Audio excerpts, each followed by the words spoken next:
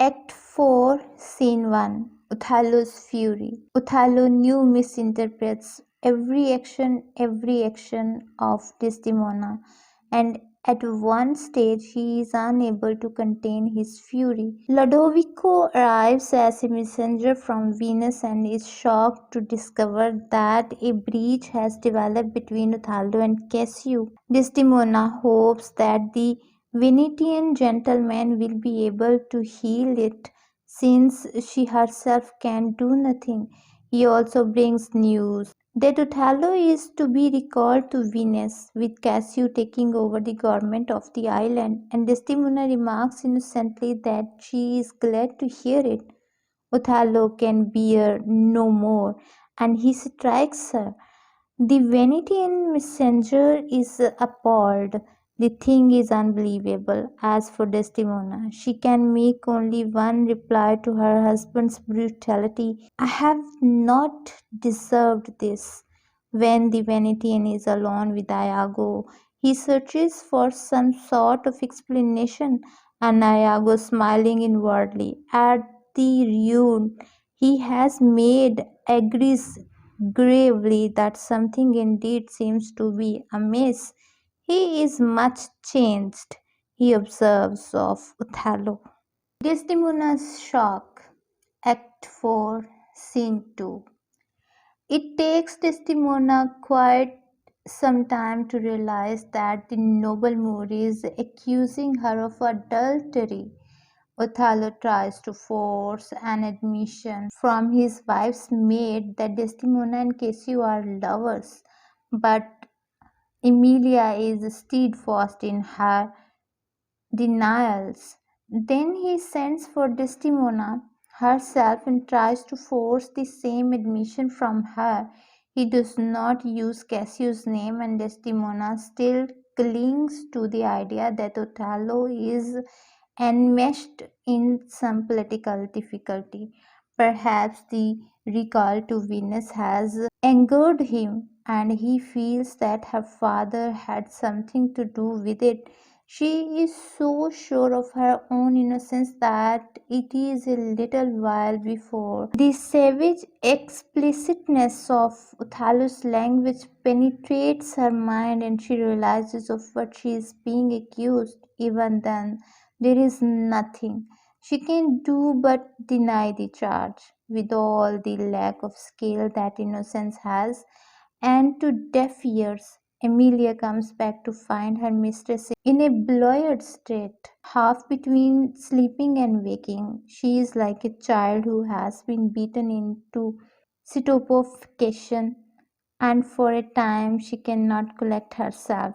Then she decides to send Iago to ask her husband to forgive her for whatever it is that has made him angry.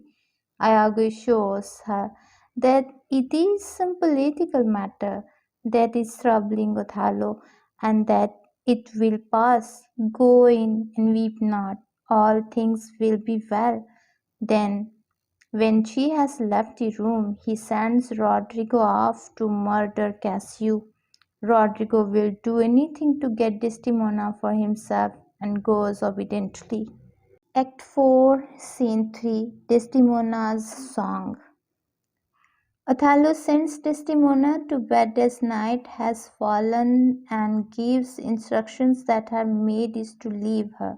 Emilia is reluctant to let her mistress be alone, but Desdemona insists we must not now displease him. Before Emilia goes, she lays out on the bed the sheets that were used on the wedding night and then helps her mistress to undress. Desdemona, bewildered and then really awake, cannot think clearly. An old song is running through her head, sung by a maid of her mother's who lost her lover and died. She sings the song to herself while her maid undressed her, but what she is waiting for is a sound at the door. Hark! Who is it that knocks? 'Tis only the wind, and Desdemona goes on with the song. She cannot keep herself from thinking about her husband's accusation, although it seems to her impossible that any woman would do such an evil thing. Emilia says really that it is quite possible and sometimes justifiable, considering the way most men treat their wives. But Desdemona will not believe it, and she goes to sleep as a child might, with a light left burning beside her. Act 5, Scene 1, Iago's plans misfire.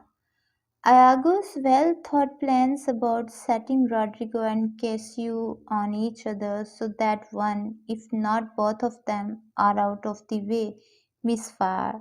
Rodrigo stands in hiding with his rapier, but waiting for Cassio to pass. His quick thrust in the dark does not penetrate Cassio's heavy coat, and Iago is obliged to strike. He wounds him in the leg. Cassio falls, and Othello believes him to be dead. Nothing now remaining nor him but to perform his own part in the act of vengeance, and he goes back to the castle and to his bedchamber. Act 5, Scene 2, The Murder. Othello enters his wife's bedchamber and at first stands for a long time by the bed in which his wife lies sleeping, starting dawn at her and shaken by his love and his anguish. Finally, he cannot prevent himself from kissing her, and Desdemona wakens. "Will you come to bed, my lord?" she asks. Othello has stretched his tortured spirit to the high pitch of an act that will not scar her body, and he is determined also that he will not hurt her soul. She must have time to say her prayers before he kills her, and he tells her so.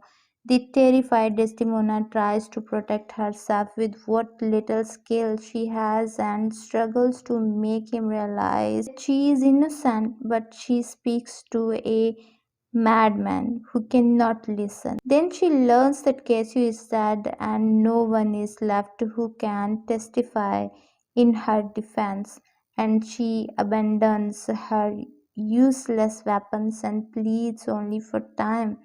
"Kill me tomorrow. Let me live tonight," she pleads. Othello does not dare wait. He might weaken. He does not even dare give her the time he promised in which to say her prayers. He speaks the final, terrible line, "It is too late," and then he smothers her. Othello's death. Othello hears some noise outside, Emilia calling from the other side of the door, and Othello presses harder. He draws the bed curtains to hide what he has done, and Emilia comes in to say that Cassio is not killed but only wounded. There is a faint sound from the bed, and Emilia finds her mistress dying and barely conscious. The frantic maid tries to find out who committed the murder. The Desdemona has just enough strength left to protect her husband. "Nobody, I myself fare well." In a fury of grief and rage, Emilia turns on Othello and he admits that he has killed his wife. He tries to explain his reasons and she sweeps them away. Then he tries to threaten her, but no one can frighten Emilia now. He cries, "Bring the whole company into the room," and then it is her husband Iago who tries to silence her. "Come, hold your peace." She manages to let Othello know who made her steal the handkerchief, and then Iago stops her with a knife thrust. She dies, remembering the last song she heard her mistress sing, and saying she loved thee, cruel Moor. Othello's sword has been seized, but there is another hidden in the room. Always before this, Othello has felt safe and confident with a weapon in his hand, but now he has lost all sense of direction. Where should Othello go?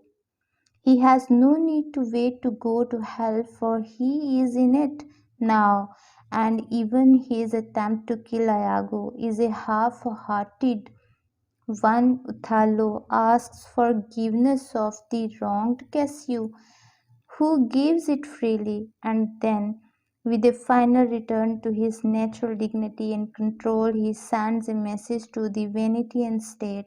The senators of Venus should be told that once, when a Turk insulted their city, Othello took him by the throat and smote him thus. With that he drives a dagger into his own body and falls dying on the bed beside his wife, saying, "I kissed thee, or I killed thee," and so kissing her for the last time he dies. Cassio pronounces the epitaph of the general he loved. He was great of heart, since Cassio is the new governor of Cyprus.